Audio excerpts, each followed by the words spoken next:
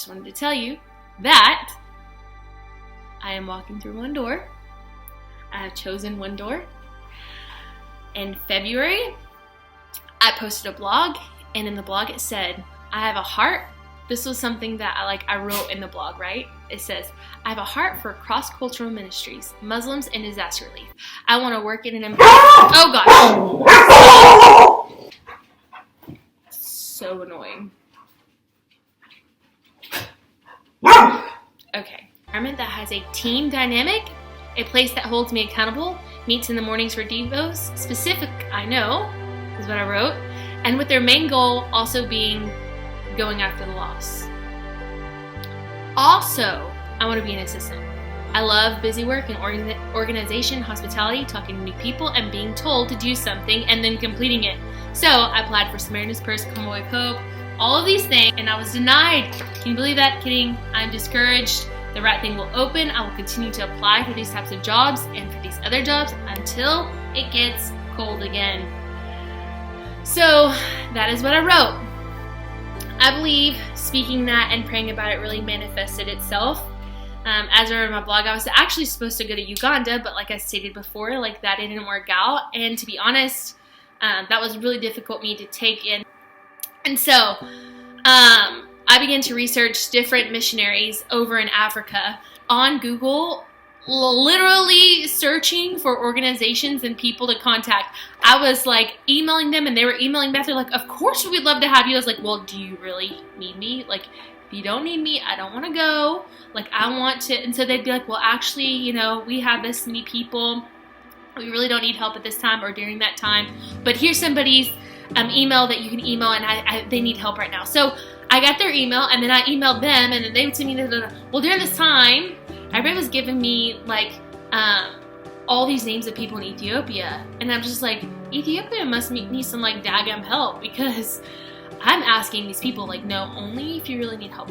Only if, I really want to go where there is a need, not just me where I can just be planted and just be there. I want to meet a need. I know the Lord's using me in that, and, I want to do that. So when I got to Ethiopia, I had 6 to 10 people that I could contact.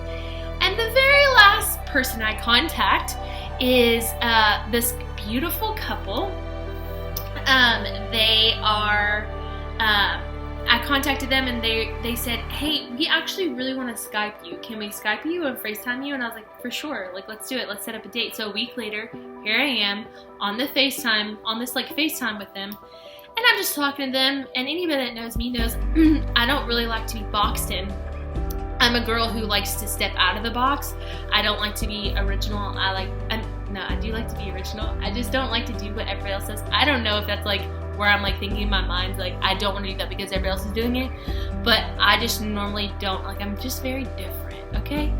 And so, therefore, I was raised in Assemblies of God. I somehow ended up at an Assemblies of God university.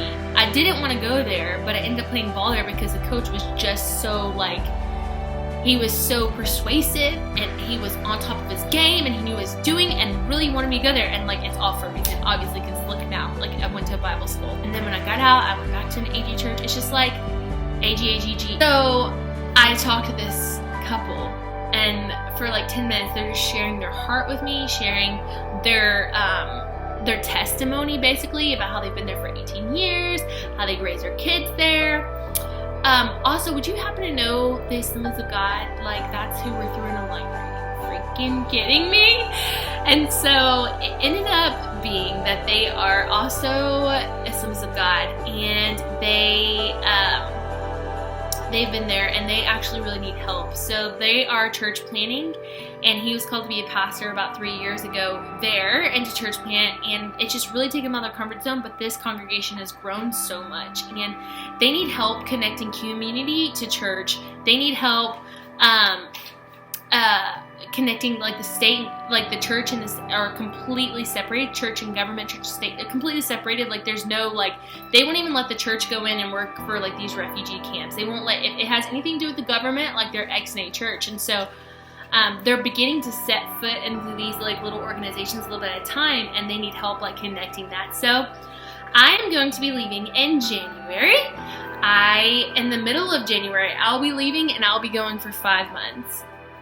I will be going and helping them at this time. There's going to be a girl that they've had there for 2 years, and she's going to be leaving, and it's a perfect time for me to come in and to step in and where they need help and make that connection. I always believe that my spiritual gift is bridge building, like connecting one thing to the other, and people have spoken that over me too, and I am just so excited that the Lord has really just put me to where I need to be and where I want to be, and is going to help me help people over there. I will connect a link down below to what it is that or the organization that I'm going to be going with. They have a little video. It's called Urban Tribes in Ethiopia, and I will be going there and helping them in January. I'll also connect a link down below. If you would like to help me financially, monthly, weekly, or a one-time donation. This is where it's tax deductible, and you can click on my link. I will give you, you can either type in my name or you can type in my account number, and you can link it there, and you can sign up for a monthly or a week or whatever it may be, or a one-time donation. And you can also be praying for me.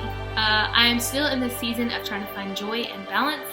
And I'm surrounded by beautiful people here and have made a beautiful community the Lord has put me in, and I just appreciate you guys for watching. You are awesome.